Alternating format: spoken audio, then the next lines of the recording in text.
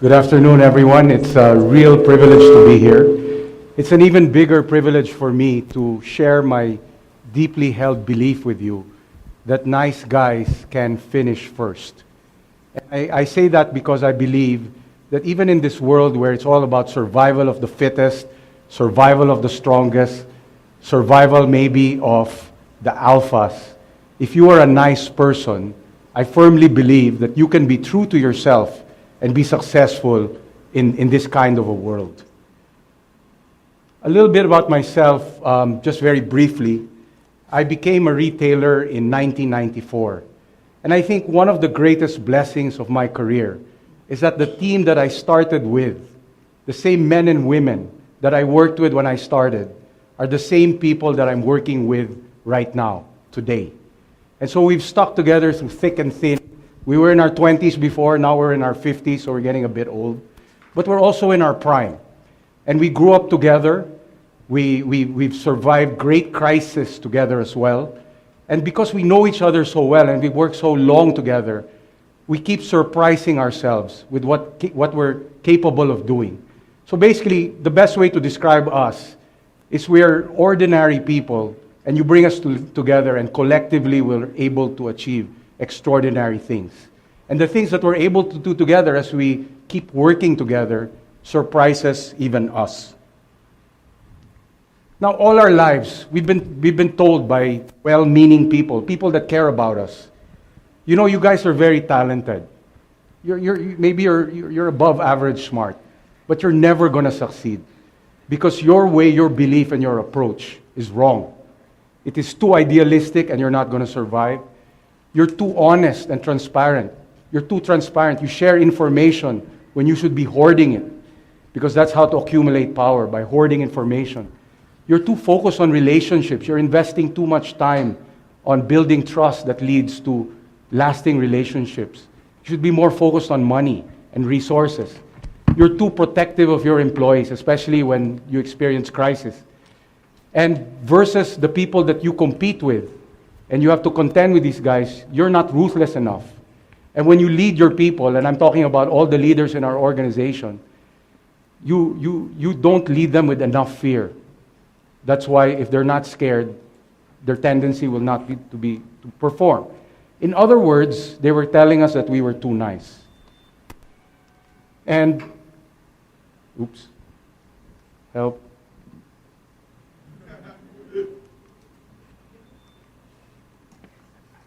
Help.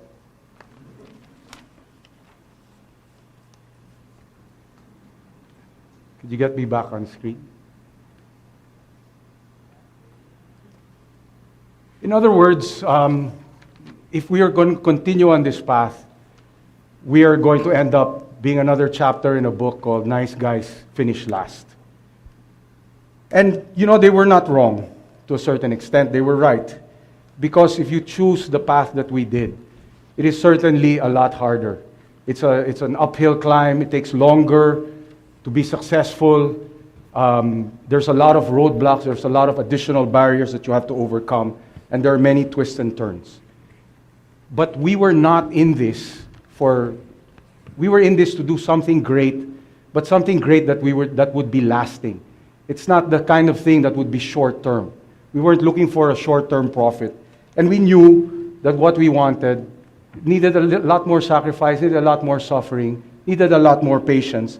But in the end, we would build something that we could be proud of, and it would be sustainable. It would last. So along the way of our journey, we started from scratch. We started from zero. And today, our company is one of the largest and fastest growing retailers in the company. And as part of our journey, we were even asked to go on a suicide mission of saving a sister company that was larger than us. And we successfully saved that company from bankruptcy. But if you ask any one of us, what is our greatest achievement or our greatest accomplishment? Or our greatest strength, I don't think they're going to give you the answer that it's the 53 stores that we have that are in fantastic locations. They're not even going to tell you that our greatest strength is the muscle that comes from becoming a 20 billion peso sales company. I think that they will tell you, and we will tell you, that our greatest achievement and our greatest strength is the 5,000 jobs that we created. We have 5,000 employees, formidable, very strong, all very skillful and growing in skill. But most important, they care deeply about the company. They're totally devoted to the company. And they want our company to be their last job and the greatest accomplishment of their life. So with such a workforce, there's just no way we can lose, and there's no way we can worry about what's going to happen in our future. So how did we defy the skeptics? How did a nice team like us survive and grow? Or maybe another way to ask it is, how did we swim with the sharks in a ruthless environment, especially in a developing market like the Philippines, without becoming ourselves a shark? Well,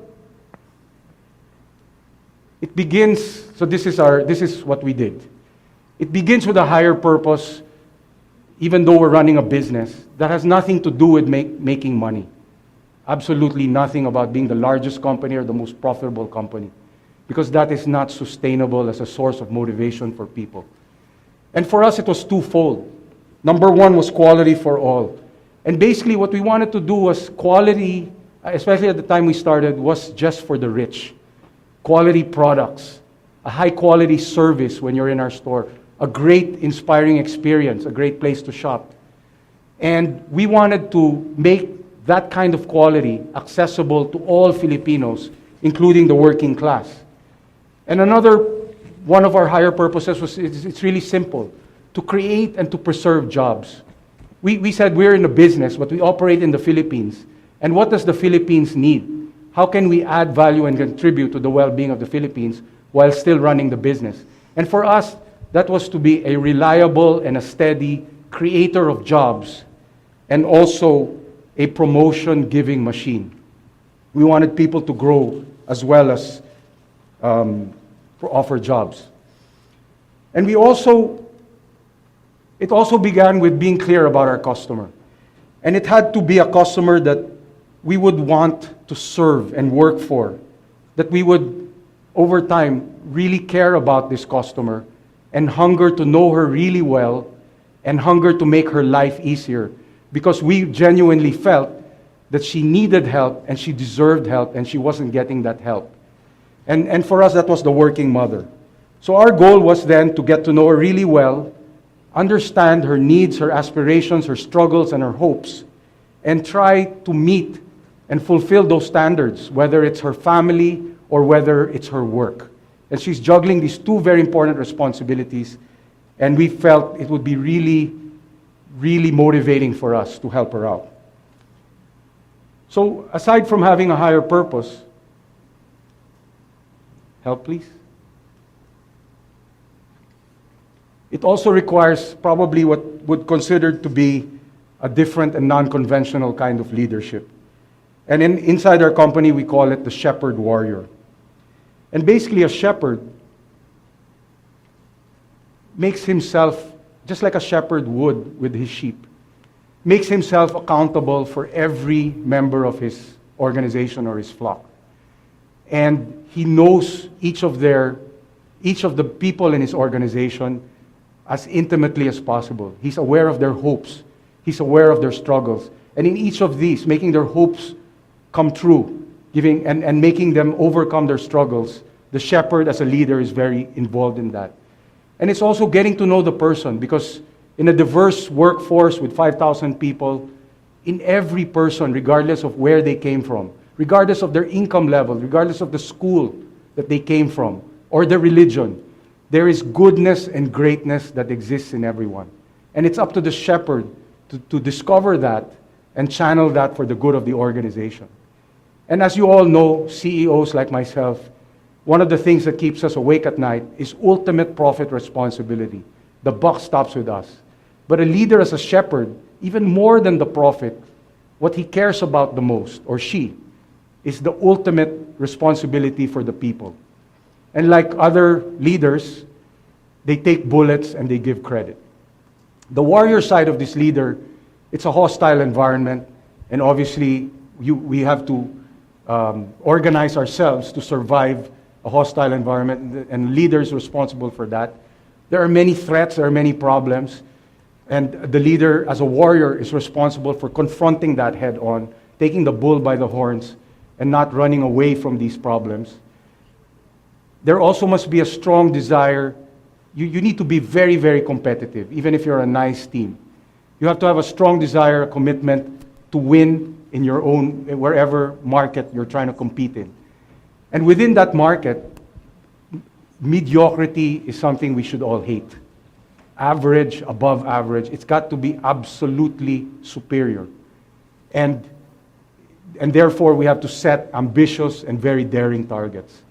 But rather than just lead from the back or lead from a control command center, the leader has to show that these daring ambitions are actually doable, and the risks that he's making his people take, he's taking it with them by leading from the front and being in the heart, especially of all the battles that are really key to the organization.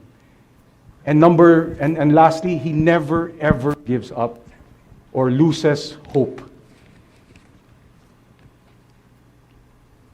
After the leadership is established, what follows is a collective belief system. And for us, it's all captured in something we call wisdom, and wisdom stands for winning, integrity, sharing, daring, outstanding work, and a Filipino word called malasakit, which basically means loyalty.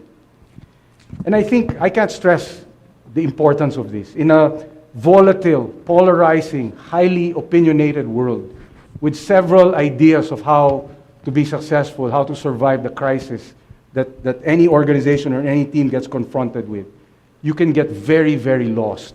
You can lose your track, you can lose your identity, you can get disconnected from your roots.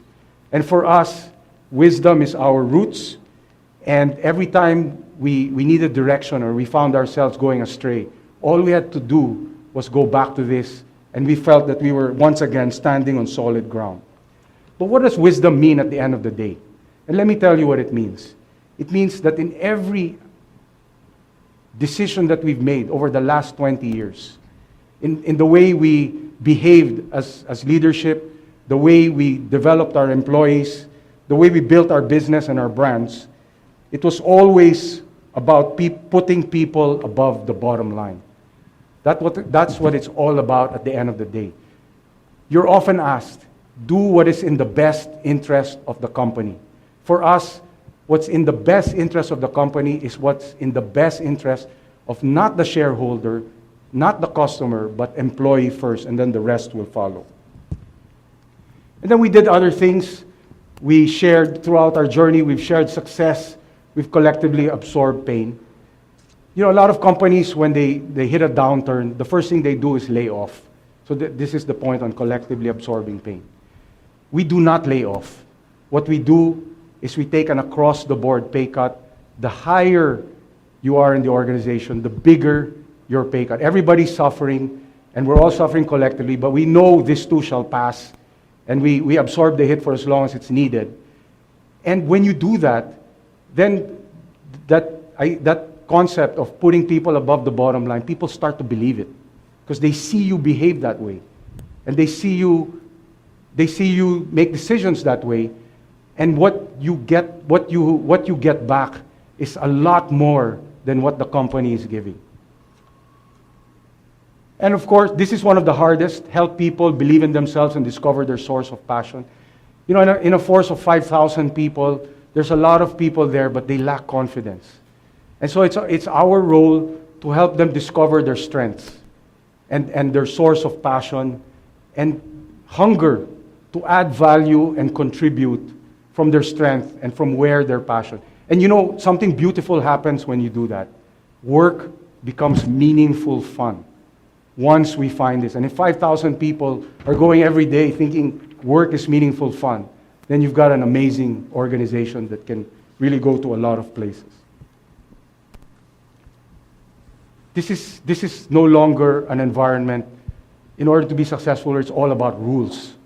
Rules stifle innovation. Rules stifle people. Rules suppress imagination. Growing minds, for me, one of them is about imagination, stimulating the imagination. And you certainly cannot do that in an environment where it's all about rules. So it's really about setting a clear direction, and then, rather than rules, define the boundaries. And within those boundaries, give a lot of freedom. And that's what we did, and that's why one of the things that we're proud of is we're considered to be one of the most innovative. And the other thing is inspire them and expose them. You know, in our company, we keep celebrating. We celebrate small wins, we celebrate big achievements, we do it in dance, we sing, we unleash the human spirit. We stimulate that and we unleash that. And no matter what we're going through, we never stop investing in our people. We expose them, we send them abroad, we expose them to training, good times, bad times. The one expense that we're not going to cut is the training and the development of our people. So putting people above the bottom line, I think we are at least one of those examples that actually proves that this works. And I guess in the end, and I'll tell you why it works, it all boils down to one thing. It becomes a pact with us and the 5,000 employees that are in our company.